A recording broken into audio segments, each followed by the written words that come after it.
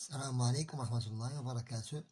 C'est une suite des leçons du système nerveux. C'est notre troisième leçon, les facteurs affectant la santé du système nerveux du manuel Mon éveil scientifique, la classe de la 6e année au primaire, de la page, nous étudions la page 18 et la page 19, pardon, c'est la page 19 de notre leçon, c'est la page 19, c'est la page 19.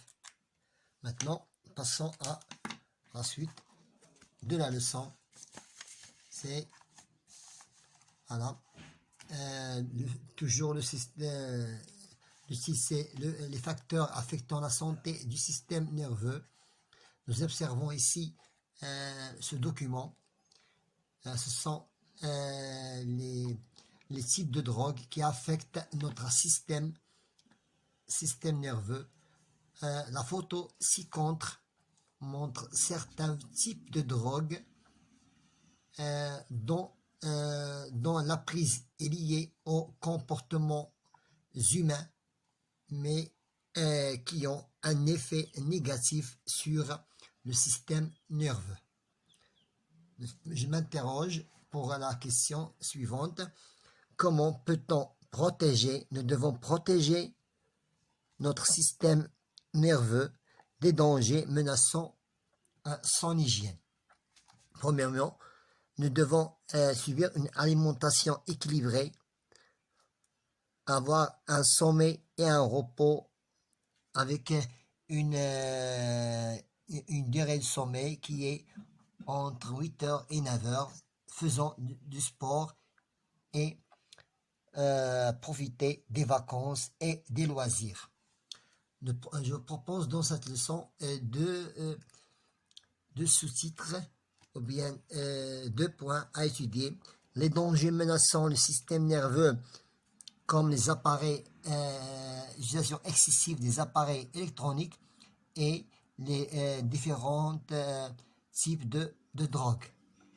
Et solution, comment maintenir la santé de notre système nerveux.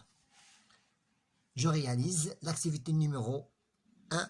Quelques dangers. Nous parlons ici des dangers menaçant l'hygiène du système nerveux. Ça veut dire l'appareil électronique et les drogues. Dans notre document ici, numéro 1, il y a ici des adolescents qui utilisent les appareils électroniques, mais d'une manière excessive, tels que les tablettes tactiles et les smartphones, qui affectent premièrement l'œil et le système et le cerveau. À cause de quoi? À cause des rayons émis par leur écran. Ici, nous parlerons des conséquences de l'utilisation de ces appareils. Les premières conséquences. Manque aux perturbations du sommeil, manque d'appétit, aux malnutrition, entraînant inévitablement une diminution ou bien augmentation du poids, une sensation de fatigue, une dystrophie musculaire, toujours des maux de muscles, des maux de tête chroniques, un manque de capacité de concentration, une fatigue visuelle sont toujours des conséquences, une tendance à l'isolement, l'apparition des différences, il y a une différence entre les membres de la famille. Comment? C'est lorsque la tentative de ces derniers, ça veut dire de surveiller ou d'interdire la visualisation des écrans ou d'empêcher l'utilisation d'Internet en général. Maintenant, pour la drogue, les 3 types de la drogue qui sont un effet néfaste sur le système nerveux.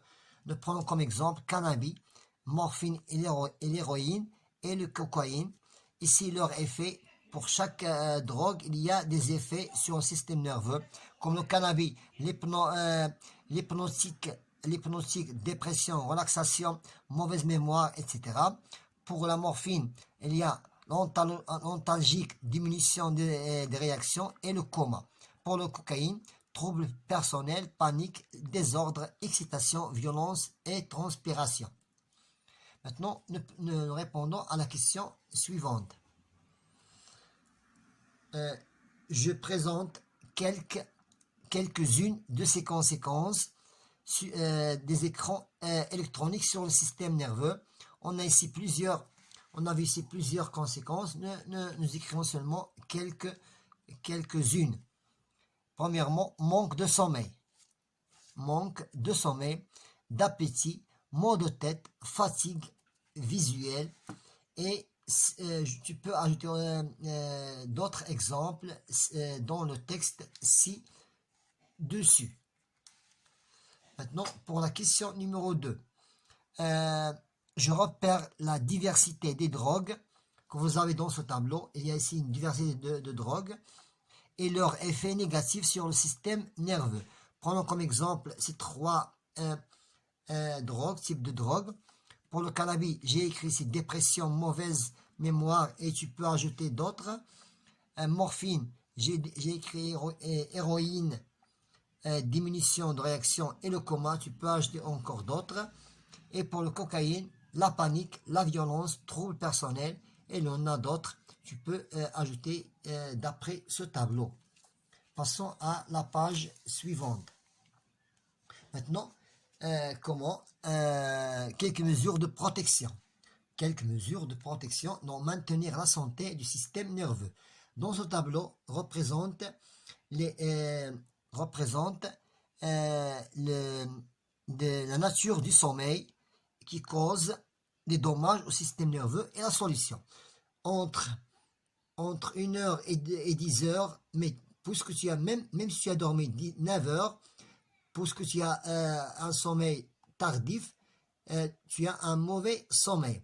Et pour un sommeil de 7 heures, il est toujours un mauvais sommeil. Pourquoi? Parce que tu es dormi de 22 heures à 5 heures, c'est toujours un mauvais sommeil parce que tu as dormi seulement 7 heures. Et le bon moment de sommeil et la nature de sommeil, c'est entre 22 heures et 7 heures, 9 heures d'heures de sommeil.